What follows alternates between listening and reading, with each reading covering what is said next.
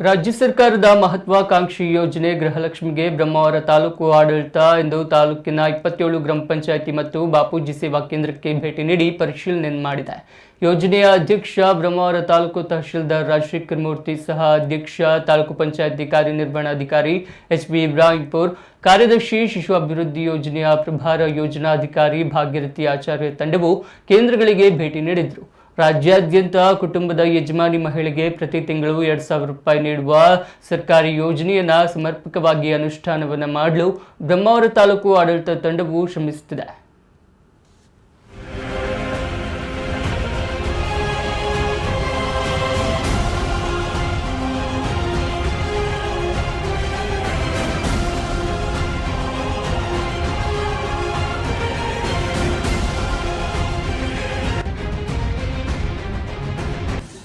ಕರ್ನಾಟಕ ರಾಜ್ಯದ ಮಹತ್ವಾಕಾಂಕ್ಷಿ ಯೋಜನೆಗಳಲ್ಲಿ ಒಂದಾಗಿರ್ತಕ್ಕಂಥ ಗೃಹಲಕ್ಷ್ಮಿ ಯೋಜನೆಯ ಮಂಜೂರಾತಿ ಪತ್ರ ವಿತರಣೆ ಮಾಡುವ ಪ್ರಕ್ರಿಯೆ ಬ್ರಹ್ಮಾವರ ತಾಲೂಕಿನಲ್ಲಿ ಇವತ್ತು ಆರಂಭವಾಗಿದೆ.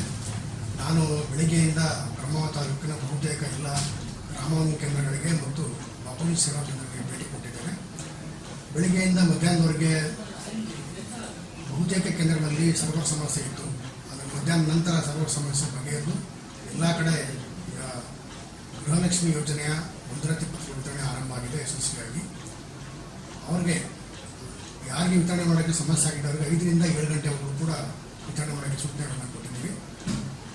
ಈ ಯೋಜನೆಯನ್ನು ಎಲ್ಲ ನಾಗರಿಕರು, ವಿಶೇಷವಾಗಿ ಎಲ್ಲ ಕುಟುಂಬದ ಯಜಮಾನಿಯರು ಸದುಪಯೋಗಪಡಿಸಬೇಕು. ಕಡ್ಡಾಯವಾಗಿ ಯಾವುದೇ ಸಮಸ್ಯೆ ಇದ್ದರೂ ಕೂಡ ನಮ್ಮ ಕರ್ನಾಟಕ ರಾಜ್ಯದ